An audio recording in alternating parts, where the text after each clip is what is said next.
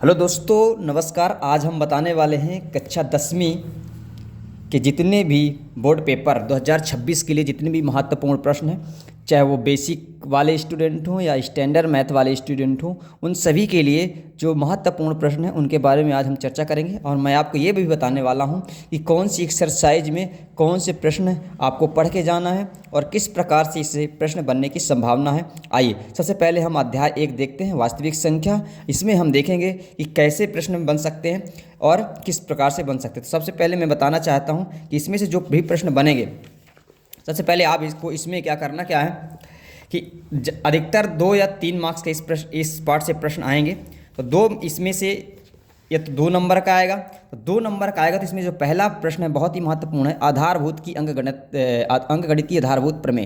ये बहुत ही महत्वपूर्ण है, इसको आप जरूर पढ़ के जाइए। और इनमें से जो इस चैप्टर से आधारभूत अंकगणित प्रमेय से संबंधित जो एक प्रमुख वैज्ञानिक है कार्ल फ्रेडरिक गास, इनसे संबंधित आप इसको पढ़ के जाइए। जैसे कि अभी पिछले बार की पेपर में आया हुआ था कि गणितज्ञों का राजकुमार किसे कहा जाता है, तो कार्ल फ्रेडरिक गास को गणितज्ञों का राजकुमार भी कहा जाता है।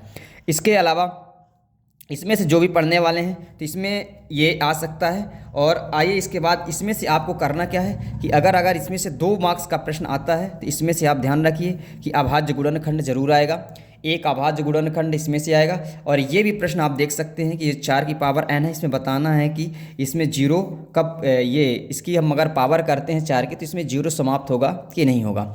आइए इसके बाद ये हमारे पास प्रश्न है कि इनका एलसीएम और एचसीएफ ज्ञात कीजिए। गुणनखंड अभाज्य गुणनखंड विधि से हमें क्या ज्ञात करना, एलसीएम और एचसीएफ। तो इसको आप जरूर पढ़ के जाइए। और इसमें जो सबसे महत्वपूर्ण है, एक जो अगर 2 नंबर का आएगा तो अभाज्य गुणनखंड इसमें से जरूर आएगा। तो इन जितने भी अभाज्य गुणनखंड में इसमें प्रश्न दिए हुए हैं आप इनको जरूर कीजिए। और इसके अलावा इस प्रश्नावली में एक ये भी आ सकता है कि एलसीएम और एलसीएम अभाज्य गुणनखंड विधि से ज्ञात कीजिए, तो इसे आप ज्ञात कर सकते हैं। और इसके अलावा इसमें ये चौथा, 5वां और 6वां और 7वां प्रश्न ये बहुत ही इंपॉर्टेंट है, इनको जरूर देखिए और ज़रूर करके जाइए। इसके अलावा ऑब्जेक्टिव प्रश्न के लिए इसमें बहुत ही महत्वपूर्ण है, जो कि इसमें से हम आपको बताना चाहते हैं कि इसमें से ऑब्जेक्टिव जो है 1 मार्क्स का आने की संभावना है।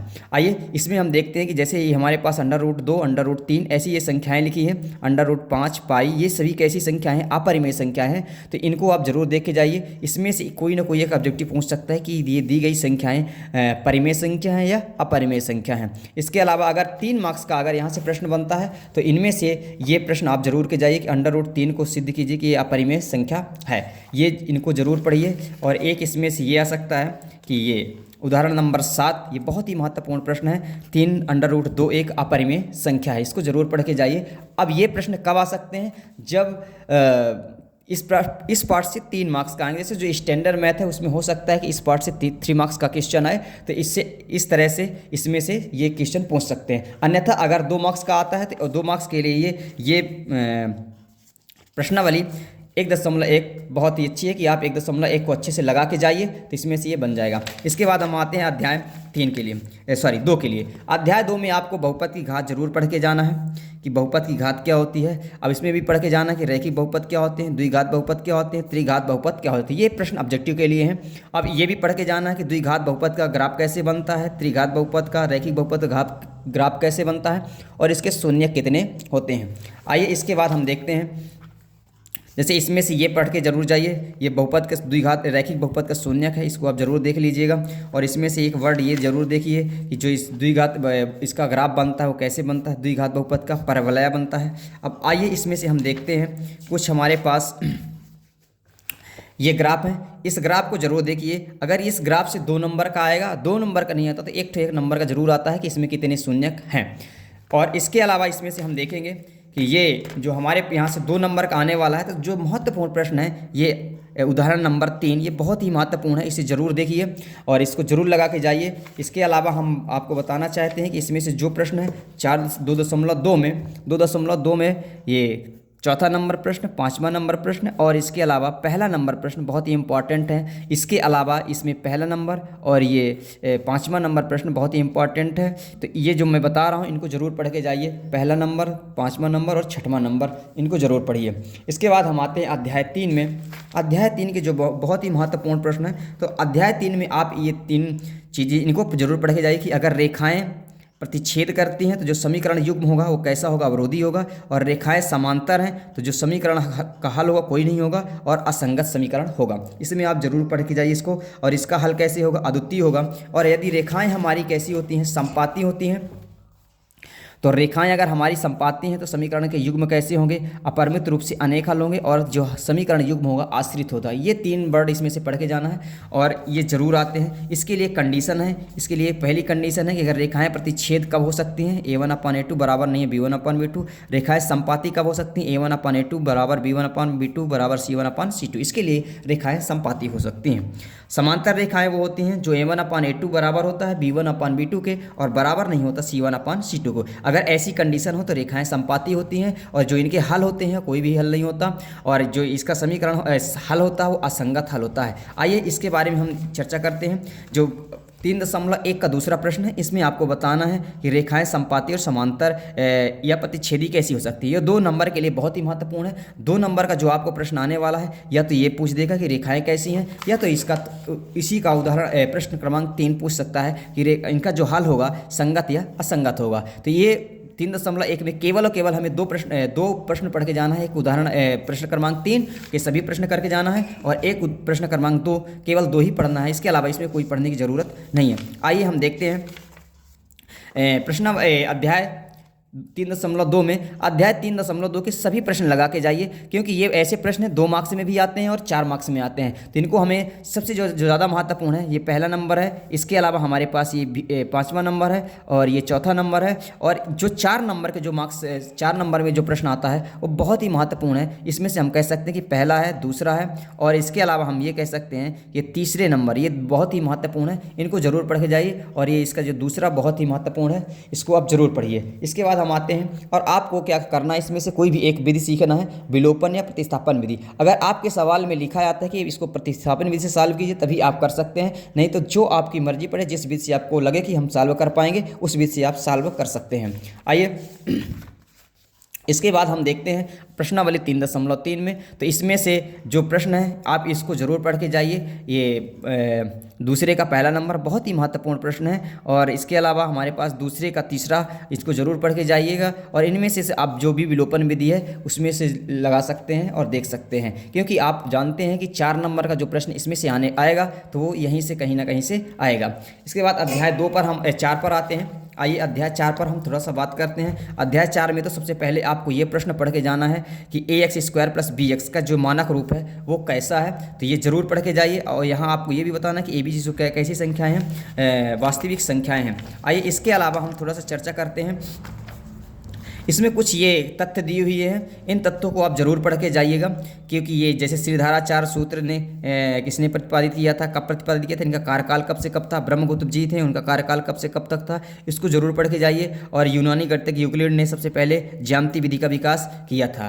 ये बहुत सारी चीज़ें इसमें से हैं, पढ़ के जाइएगा आप। अब आपको प्रश्न के लिए इसमें से 2 मार्क्स का आएगा या तो 3 मार्क्स का। अगर 2 मार्क्स का आता है तो प्रश्नावली 4.1 के पहले के सभी प्रश्न पढ़ के देना है आपको, और बाकी दूसरे का कोई भी प्रश्न आपको पढ़ने की जरूरत नहीं है। इसके बाद हम आते हैं नेक्स्ट में, तो जो गुणनखंड का मूल ज्ञात करना, तो उदाहरण नंबर 3 बहुत ही महत्वपूर्ण है और उदाहरण नंबर 4 ये दोनों बहुत ही महत्वपूर्ण है, इनको जरूर पढ़ के जाइए। इसके अलावा आपको इस 4.2 से पहला, दूसरा, तीसरा, चौथा, 5वां ये पढ़ के जाना है, और तीसरा और चौथा ये प्रश्न इसके पढ़ के जाने हैं। इसके अलावा ज़्यादा पढ़ने की इसमें से ज़रूरत नहीं है। आइए इसके बाद हमको सबसे पहले ये देखना है, ये ऑब्जेक्टिव के लिए बहुत ही महत्वपूर्ण है, श्रीधराचार्य का सूत्र, इसी को द्विघाती सूत्र के नाम से जाना जाता है। एक ये आपको पढ़ के जाना कि अगर मूल्य बराबर हो तो अगर इसका मान विविक्तर का मान 0 के बराबर हो तो मूल हम कैसे निकालते हैं, ये जरूर पढ़ के जाइए। इनमें 3 कंडीशन पहला पढ़ना है कि ये विविक्तर का मान क्या होता है। विविक्तर का मान b² - 4ac होता है, और इसमें कंडीशन दिया है कि कब मूल वास्तविक होते हैं, कब बराबर होते हैं और कब काल्पनिक होते हैं। ये तीनों कंडीशन बहुत ही महत्वपूर्ण है, इसको आप जरूर पढ़ के जाइएगा। और अगर इसमें से 2 नंबर का आता है तो 2 नंबर का आप ये ध्यान रखिए कि इसमें से विविक्तर का मान निकालने के लिए आएगा, तो आप इसमें से विविक्तर का मान बड़े आराम से देख सकते हैं और निकाल सकते हैं। इसके अलावा इसमें से आपको जो 4.3 इसमें बहुत ही महत्वपूर्ण है कि आप ये 4.3 में ये जरूर पढ़ के जाइएगा, ये बहुत ही महत्वपूर्ण है। 2 प्रश्न क्रमांक 2। आइए इसके बाद 5 पार्ट में हम आते हैं। तो 5 पार्ट में आपको कुछ नहीं करना है, पदों की संख्या आपको ध्यान रखना है। सबसे पहले तो इसमें आपको ये ध्यान रखना पड़ेगा कि जो समांतर श्रेणी का जो मानक रूप होता है, समांतर श्रेणी का मानक रूप a प्लस ये होता है, इसको आप जरूर ध्यान रख के जाइएगा। इसके अलावा हम ये कह सकते हैं कि जो सर्वांतर है, सर्वांतर धनात्मक ऋणात्मक शून्य हो सकता है। और इसमें छोटी छोटी चीज़ें आपको ये ध्यान रखना है, ये बहुत ही महत्वपूर्ण पार्ट है। इसमें से आपको क्या ध्यान रखना है, एक ये आपको ध्यान रखना है कि परिमित और अपरिमित एपी क्या होती है, परिमित और अपरिमित एपी जरूर आप देख के जाइएगा। इसके अलावा इसमें से आपको जो प्रश्न पढ़ के जाना है वो ज़्यादातर आपको संभावना ये है कि जैसे आप ए और डी का मान दिया, दूसरा नंबर जरूर पढ़ के जाइएगा। इसके अलावा इसमें तीसरा नंबर पढ़ के जाइएगा और ये चौथा नंबर पढ़ के जाइएगा। इनमें से कोई भी एक प्रश्न पूछ सकता है। और इसके अलावा हम ये कह सकते हैं कि जो बहुत ही महत्वपूर्ण है, इसके लिए बहुत ही महत्वपूर्ण, पहले तो ये सूत्र याद रखना, एनवा पद ज्ञात करने का सूत्र। इसके अलावा उदाहरण नंबर, ये वेरी वेरी इंपॉर्टेंट है, बहुत ही महत्वपूर्ण है। ये पेपर में कई बार आ चुका है, इसको आप जरूर पढ़ के जाइए। इसके अलावा इस पार्ट में ज़्यादा कुछ पढ़ने का नहीं है। इसमें आपको क्या पढ़ के जाना है, दूसरे का पहला और दूसरा पढ़ के जाना है। आइए, इसके अलावा हम ये कह सकते हैं कि जो हमारे पास ये है 13वां नंबर पढ़ के जाइए, 14वां नंबर आप ज़रूर पढ़ के जाइएगा। इसको अगर आप जाते हैं ये चाहते हैं कि हमारा नंबर अच्छे आए मैथ में, तो इनको आप करके जा सकते हैं। इसके अलावा आप इसको जा सकते हैं और ये हमारे पास है एक 6 नंबर क्वेश्चन करके जा सकते हैं। जिसको मैं टिक करके बता रहा हूँ उसको आप ज़रूर पढ़ के जाइएगा। और इसके अलावा इनमें एक ये फार्मूला आपको पढ़ के जाना है। आइए, इसके अलावा ये हमारे पास है, ये तीनों फार्मूले आप जरूर पढ़ के जाइएगा। कोई भी फार्मूला दे सकता है। इसके अलावा हम ये कह सकते हैं, ये हम इसको आप जरूर एक बार देख लीजिएगा, an बराबर SN-1। आइए, इसके बाद हम देखते हैं इसमें जो आप पढ़ के जाइएगा, तो इसमें से पहले 15.3 के पहले प्रश्न जरूर पढ़ के जाइएगा। और AP जो तीसरा नंबर, इसको जरूर लगा के जाइएगा। इसमें कुछ महत्वपूर्ण प्रश्न हैं जिसको मैं बताना चाहता हूँ, 12, 13 और ये 14, ये बहुत ही महत्वपूर्ण है। इनको आप जरूर तीनों को लगा के जाइए, कहीं ना कहीं आपके पेपर में अगर ये आएंगे तो हेल्प होगी। इसके बाद आपको कुछ नहीं करना है। आइए हम अध्याय 6 में जाते हैं। अध्याय 6 के लिए आपको कुछ चीज़ें ध्यान रखना है। पहला तो आपको ये ध्यान रखना है, ये आइए इसके बारे में सबसे पहले हम बात करते हैं। जो बहुभुज की समरूपता होने की शर्त है कि संगत कोण बराबर हों और उसकी संगत भुजाएं कैसी हों, समानुपाती हों। ये दो बहुत ही महत्वपूर्ण वर्ण हैं कि संगत कोण बराबर हों और इनकी संगत भुजाएं बराबर हों। इसके अलावा इनको जरूर लगा के जाइए। कभी कभी ये डायरेक्ट दे देते हैं, बताइए कि समरूप है कि नहीं है। इसके अलावा इस 6.1 के सभी वृत्त समरूप होते हैं, ये बहुत ही महत्वपूर्ण है। और इसके अलावा सभी वर्ग समरूप होते हैं, सभी समबाहु त्रिभुज समरूप होते हैं। ये पूरे इनको जरूर पढ़ के जाइएगा। ये 6.1 बहुत ही महत्वपूर्ण है। इसके अलावा इसमें आपको पढ़ जाना त्रिभुज की समरूपता होने की शर्त है, ये दोनों पढ़ के जाना है। इसके अलावा जो बहुत ही महत्वपूर्ण है वो है थेल्स प्रमेय या आधारभूत समानुपातिकता प्रमेय। ये एक ही नाम है और इसको आप जरूर पढ़ के जाइए, थेल्स प्रमेय या आधारभूत समानुपातिकता प्रमेय, ये बहुत ही महत्वपूर्ण है। इसके अलावा आपको इसमें से बहुत ज़्यादा कुछ पढ़ने की ज़रूरत है नहीं है। इसके अलावा ये आप पढ़ के जाइए, 6.2 के पहले और दूसरे सवाल हैं, इनको आप जरूर देख के जाइएगा क्योंकि ये आ सकते हैं। इसके अलावा इसमें से आप देख सकते हैं कि तीसरा और चौथा जो प्रश्न है बहुत ही महत्वपूर्ण है, इसको जरूर लगाइएगा। अगर इसमें से आता है 2 या 3 मार्क्स का अगर आता है इसमें से, तो ये प्रश्न आने की प्रबल संभावना है। आइए, इसके बाद नेक्स्ट है हमारे पास, और इस पार्ट में बहुत ज़्यादा पढ़ने की ज़रूरत नहीं है आपको, इसमें से आपको पढ़ के जाना है। फिर अगला अध्याय हमारे पास पहला ये है कि आपको बताना भुज और कोटि का मान बताना है। तो भुज क्या होता है, कोटि क्या होता है, इसको ज़रूर पढ़ के जाइएगा। इसके अलावा आप यहाँ से आप देख सकते हैं कि इन सब में एक जो बहुत ही महत्वपूर्ण है, ये दूरी का फार्मूला है, इसको आप जरूर करिए। और ये मूल बिंदु से जो दूरी का फार्मूला, इसको आप जरूर करिए। इसमें से जो महत्वपूर्ण प्रश्न है, जो सब बहुत ही महत्वपूर्ण प्रश्न है, तो इसमें से आप देख सकते हैं ये उदाहरण नंबर 4, x और y में क्या ज्ञात करना, संबंध ज्ञात करना, ये बहुत ही महत्वपूर्ण प्रश्न है। या तो उदाहरण नंबर 5, ये दोनों ही प्रश्न बहुत ही महत्वपूर्ण है। और इसके अलावा आपको 7.1 में ये पहले के सभी दूरी, एक प्रश्न अगर आप बेसिक जो मैथमेटिक्स लिया हुआ है, बेसिक जिसका पेपर होगा वो, उसके लिए दूरी ही बहुत महत्वपूर्ण है, दूरी एक जरूर आएगा। इसके अलावा इसमें से हम कह सकते हैं तीसरा नंबर प्रश्न हो सकता है, और इसमें से हम कह सकते हैं 7वां, 8वां, 9वां 10वां। ये प्रश्न आप लगा के जा सकते हैं इनको और इन्हें कर सकते हैं। आइए इसके बाद ये इसमें जो महत्वपूर्ण प्रश्न है विभाजन सूत्र है, और अगर इनका के अनुपात 1 हो तब विभाजन सूत्र क्या होता है, यदि इनका अनुपात 1 अनुपात हो तब इनका विभाजन सूत्र क्या होता है। तो ये तीनों ही बहुत महत्वपूर्ण हैं, इनको जरूर पढ़िए। और उदाहरण नंबर 6 ये जरूर पढ़ के जाइएगा। आइए इसके बाद हम देखते हैं 7.2 में ये उदाहरण नंबर 1 उदाहरण नंबर 2 इनको जरूर पढ़िए। इसके अलावा हम ये कह सकते हैं कि उदाहरण नंबर प्रश्न क्रमांक 7 ये इनको पढ़िए, और इसके अलावा जो हमारे पास है 4 इनके अलावा इनको इसमें बहुत ज़्यादा पढ़ने की ज़रूरत आपको नहीं है, इसको ज़रूर पढ़ के जाइएगा। इसके बाद हम अध्याय आते हैं। अध्याय 8 में आपको पढ़ना क्या है, अध्याय 8 में आपको जो फार्मूले हैं इनको आप ज़रूर पढ़ के जाइएगा।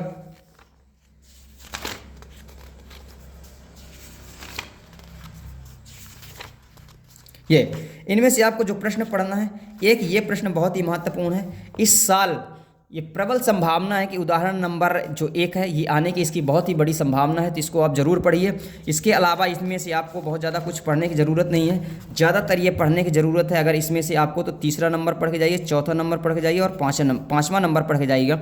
इसमें इसके अलावा इसमें और ज़्यादा आपको पढ़ने की ज़रूरत नहीं होगी। और इसके अलावा इसमें आपको ये त्रिकोणमिति मान जरूर याद करके जाइएगा, और त्रिकोणमिति के मान से जो इसमें से प्रश्न है इसमें से आपको 8.2 में आपको पहला नंबर प्रश्न, दूसरा नंबर प्रश्न और तीसरा और चौथा इसको जरूर लगा के जाइएगा। और इसके अलावा आपको इसमें ज़्यादा कुछ करने की ज़रूरत नहीं। ऑब्जेक्टिव के लिए आप इनको देख सकते हैं, ये प्रश्न है। बाकी यहाँ से आपको सर्व समीका तीनों ये आनी चाहिए। हमारे पास ये सर्व समीका है और ये सर्व समीका और ये तीनों सर्व समीका आने चाहिए। इससे रिलेटेड जितने भी फार्मूले हैं वो सभी आने चाहिए। इस अध्याय में आपको ज़्यादा पढ़ने की ज़रूरत नहीं है, ऑब्जेक्टिव के लिए आप इसको पढ़ सकते हैं।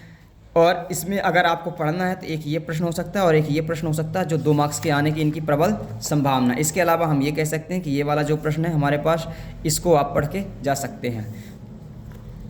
इसमें इसके अलावा ये आपके लिए फार्मूले बहुत ही महत्वपूर्ण हैं, इनको आप ज़रूर पढ़िए। टेन थीटा ये जो हमारे पास दिए हुए हैं, क्योंकि इनकी आने की जो एक प्रबल संभावना है। और एक भी ये ध्यान रखना कि जो ये सर्व समीकाएँ हैं वो 90 डिग्री तक ही मान्य है, इनको आप जरूर देख के जाइएगा। इसमें से जो आपको पढ़ना है अगले अध्याय 9 में, तो अवनवन कोण, उन्नयन कोण किसे कहते हैं और दृष्टि रेखा से आप क्या समझते हैं, इनको जरूर पढ़ के जाइएगा। एक आप इसमें से पढ़ के जाना है कि ऐसी स्थिति या बताइए जहाँ ऊंचाई और लंबाई दोनों बराबर होती है तो वहाँ कितने डिग्री का कोण बनता है, तो यहाँ 45 डिग्री का कोण बनता है। इसको आप जरूर पढ़ के जाइएगा। और प्रश्न के लिए क्योंकि इसमें से 4 नंबर का आता है, तो पहला नंबर प्रश्न उदाहरण नंबर 4, और इसमें से जो प्रश्न आने वाले हैं उदाहरण नंबर 3 ये बहुत ही महत्वपूर्ण है, इसको आप जरूर पढ़ के जाइएगा। इसके अलावा इसमें से 1 2 3 4 5 6 7 तक आप पढ़ के जाइएगा। 7 तक में अगर आपको 7 तक यहाँ से यहाँ तक आते हैं तो 7 तक बड़े आराम से ये प्रश्न ये बन जाएंगे, और कोई ना कोई एक प्रश्न आपके उसमें ज़रूर आ जाएगा। इसके अलावा अध्याय 10 में हम आते हैं, तो इसमें आप छोटी छोटी परिभाषाएं हैं और इस पार्ट से ऑब्जेक्टिव प्रश्न आने की प्रबल संभावना रहती है। तो इसमें आपको प्रतिच्छेदी, अप्रतिच्छेदी, छेदक और स्पर्श रेखा जरूर पढ़ के जाइएगा। इनमें ऑब्जेक्टिव के लिए बहुत ही महत्वपूर्ण है।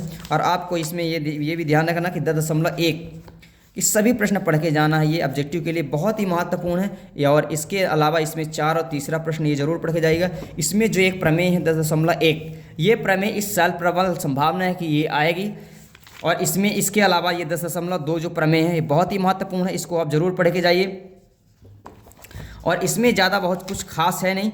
आइए इसके बाद हम आपको बताना चाहते हैं कि इसमें जो प्रमेय नंबर 4 और प्रमेय नंबर 5 ये बेसिक के लिए बहुत ही इंपॉर्टेंट है। और अगर इसके अलावा ये हमारे पास क्वेश्चन नंबर 1 है, ये बेसिक वालों के लिए बहुत ही इंपॉर्टेंट है। और अगर आप जो एडवांस वाले स्टैंडर्ड वाले बच्चे हैं वो 7, और इसके अलावा ये हमारे पास एक दिया है प्रश्न क्रमांक 11, इसको आप जरूर पढ़ के जाइए, क्योंकि स्टैंडर्ड मैथ वालों का थोड़ा सा पेपर टफ आ सकता है, ये हम कह सकते हैं। इसके अलावा अध्याय 11 है हमारे पास। अध्याय 11 के लिए हम छोटी छोटी परिभाषाओं को ध्यान रखना है हमें, क्योंकि इसमें से ऑब्जेक्टिव प्रश्न आते हैं। तो ये हमारे पास लघु त्रिज्यखंड, दीर्घ त्रिज्यखंड क्या होता है, और दीर्घ वृत्तखंड क्या होता है, लघु वृत्तखंड क्या होता है, इनको आप ये इनकी परिभाषाएं लिखी हुई हैं, इनको आप जरूर देखिए। इसके अलावा आपको ये दो फार्मूले याद रखना, त्रिज्यखंड का क्षेत्रफल और संगत चाप की लंबाई का क्षेत्रफल, ये आपको ध्यान रखना है। उदाहरण नंबर आपके लिए बहुत ही महत्वपूर्ण है और इसके लिए आपको इस प्रश्नावली में 1 2 3 4 5 6 तक आप पढ़ के जाइए। 6 तक में आप, इससे ज़्यादा इसको पढ़ने की ज़रूरत नहीं है। 6 तक अगर एक से लगातार 6 तक आप पढ़ लेते हैं तो इसमें से आपको कोई दिक्कत नहीं आएगी। बाकी आपको जिसको पढ़ना तो पढ़ सकते हैं, अन्यथा 1 से 6 तक अगर आप कर लेते हैं तो आपके लिए बहुत ही परफेक्ट रहेगा ये पार्ट। अब अध्याय 12 में हम आते हैं। अध्याय 12 में जितने भी आपने 11वीं और 12वीं के फार्मूले पढ़े हुए हैं उन सभी फार्मूलों को आपको रिवाइज करके जाना है। बिना रिवाइज किए फार्मूला आप नहीं जाएंगे, नहीं तो आप इसके कोई भी सवाल नहीं कर सकते हैं। इसमें आपको केवल और केवल क्या करना है, इस अध्याय में 12 पार्ट के लिए 12.1 के जितने भी प्रश्न हैं आपको एक ही एक्सरसाइज पढ़नी है और एक ही एक्सरसाइज पढ़ने में आपको बड़े आराम से कोई ना कोई एक तो प्रश्न आपके लिए फंस जाएगा। तो एक एक्सरसाइज, फर्स्ट एक्सरसाइज 12.1 के सभी प्रश्न कोई ना कोई आप जरूर पढ़ के जाइए, तो इसमें से आपको ज़रूर फंस जाएगा। इसके बाद हमारे पास आपको दूसरी एक्सरसाइज पढ़ने की ज़रूरत बिल्कुल भी नहीं है। आप ये दूसरी एक्सरसाइज ना भी पढ़ें तो आप कोई फर्क पड़ने वाला नहीं है। केवल और केवल आपको एक पहली एक्सरसाइज पढ़ के जाना है और अगर आप पहली एक्सरसाइज आपसे बहुत अच्छे से आती है तो आपको बिल्कुल भी चिंता करने की ज़रूरत नहीं है। आइए इसके बाद हम देखते हैं ये अध्याय 13 संख्यांकी। इसमें आपको करना क्या है, कुछ आपके लिए मैं ऑब्जेक्टिव बताना चाहता हूं। जैसे इसमें एक बहुत ही महत्वपूर्ण है, केंद्रीय प्रवृत्ति की जो मापक विधि होती है कौन कौन सी होती है, माध्य, बहुलक और ये माध्यक होता है, ये जरूर पढ़ के जाइएगा। अब इसके अलावा हम इसमें आपको बताना चाहते हैं कि एक ये जरूर पढ़ के जाइएगा, वर्ग चिन्ह बराबर ऊपरी सीमा प्लस निचली सीमा। इसमें और ये निकालने के लिए भी आता तो आपको निकालते भी आना चाहिए, वर्ग चिन्ह निकालते भी आना चाहिए। जैसे ये उदाहरण नंबर ये दिया हुआ 10 और 25 का वर्ग चिन्ह क्या आता है, 70.5 आता है। इसके अलावा हम कह सकते हैं कि जो विधियां हैं, जैसे हमारे पास माध्य निकालने की विधियां, अब इसमें आपको करना क्या है, जो बेसिक मैथ लिए हुए बच्चे हैं उनको कुछ नहीं करना है, एक माध्य की कोई विधि आपको सीख लेनी है। अगर आपसे माध्य आती है तो आपको एक किसी भी विधि से आप माध्य निकाल लेते हैं, तो इसमें और किसी भी विधि को आपको सीखने की ज़रूरत नहीं है, क्योंकि बेसिक विधि में, बेसिक पेपर में कभी भी ये नहीं देगा कि इस विधि से इसको माध्यक ज्ञात कीजिए। आपको एक विधि सीखनी है और आपको बहुलक या कोई ऐसा प्रश्न क्या बोलते हैं, माध्यक या बहुलक आपको सीख लेनी है।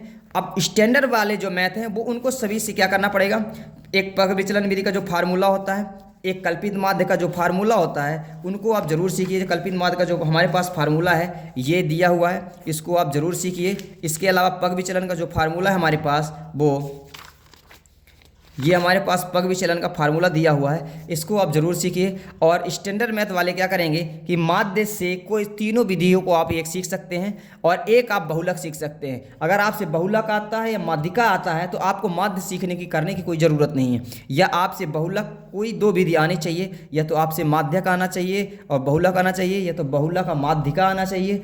ऐसे दो विधि आपको सीखनी है और इस पाठ में ज़्यादा कुछ करने की आपको ज़रूरत नहीं है।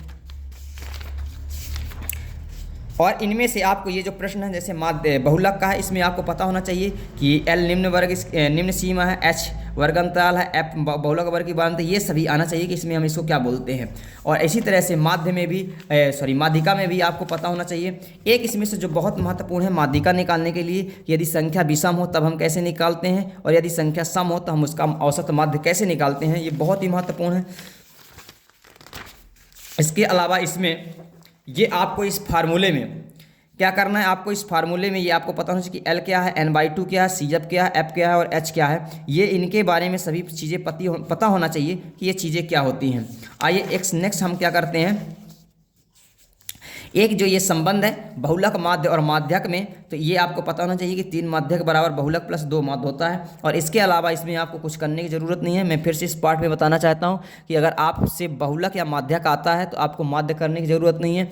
आपको माध्य या बहुलक अच्छे से बनता तो माध्यिका आपको कुछ करने की ज़रूरत नहीं है, क्योंकि आपके अथवा में एक प्रश्न रहता है तो इससे आप कर सकते हैं। और ये जो पाठ अंततः 14 पाठ है वो बहुत ही महत्वपूर्ण है और इसमें से जो ऑब्जेक्टिव प्रश्न है उसमें से बहुत ही ज़्यादा आते हैं। तो आपको सबसे पहले तो ये पहचानना है कि न्याय संगत, अर्थात न्याय संगत का मतलब होता है सममित, सिमेट्रिकल फॉर्म होता है, ये आपको ध्यान होना चाहिए। और ये हम इसके अलावा इसमें एक जो प्रायिकता का जो फार्मूला होता है, घटना के अनुकूल परिणामों की संख्या और प्रयोगों में सभी संभव परिणामों की संख्या, ये प्रायिकता का फार्मूला होता है। प्रायिकता बराबर ये आपको मालूम होना चाहिए। और इसमें ये आपका ये प्रायिकता में किसका किसका योगदान है, जो जैसे लाप्लास जी है, इनका बहुत ही बड़ा योगदान है प्रायिकता में, तो इनको आपको कुछ पढ़ के जाना है। ये बुक्स ऑफ गेम्स चेंस चांस, ये जो बुक दी हुई है कार्डन की, इसके बारे में आपको जरूर पढ़ के जाइएगा। और इनका कार्यकाल कब से कब तक था, इनका कार्यकाल कब से कब तक था, साइमन लाप्लास का कार्यकाल कब से कब तक था, तो इनके बारे में आप जरूर पढ़िए, जो हमारे बच्चे स्टैंडर्ड मैथ लिए खासतौर से। अब इसमें आते हैं, हम प्रश्न की चर्चा करते हैं। प्रश्न की चर्चा करने के लिए सबसे जो एक उदाहरण नंबर 1 बहुत ही महत्वपूर्ण है, उदाहरण नंबर 2 बहुत ही महत्वपूर्ण, इसको आप जरूर पढ़ के जाइएगा। इसके अलावा हम कुछ चीज़ें चर्चा करेंगे, जैसे प्रारंभिक घटना क्या होती है, इसके बारे में आप देख सकते हैं और कर सकते हैं। पूरक घटनाएं क्या होती हैं, ये हम चर्चा कर सकते हैं। असंभव घटना कैसी होती है, निश्चित घटना कैसी होती है, और असंभव और निश्चित घटना की प्रायिकता क्या होती है। और ये उदाहरण नंबर 4 बहुत ही महत्वपूर्ण है, इसको आप जरूर पढ़ के जाइएगा। इसके अलावा हम ये कह सकते हैं कि इस पाठ में जो महत्वपूर्ण प्रश्न है, ये प्रश्नावली 14.1 के पहले के सभी प्रश्न पढ़ के जाना। ये ऑब्जेक्टिव खाली स्थान के लिए बहुत ही महत्वपूर्ण है। इसके अलावा आप चौथा नंबर देख सकते हैं, 5वां, 6वां, 7वां, 8वां, 9वां, ये बहुत ही महत्वपूर्ण है, इनको आप ज़रूर देखिए।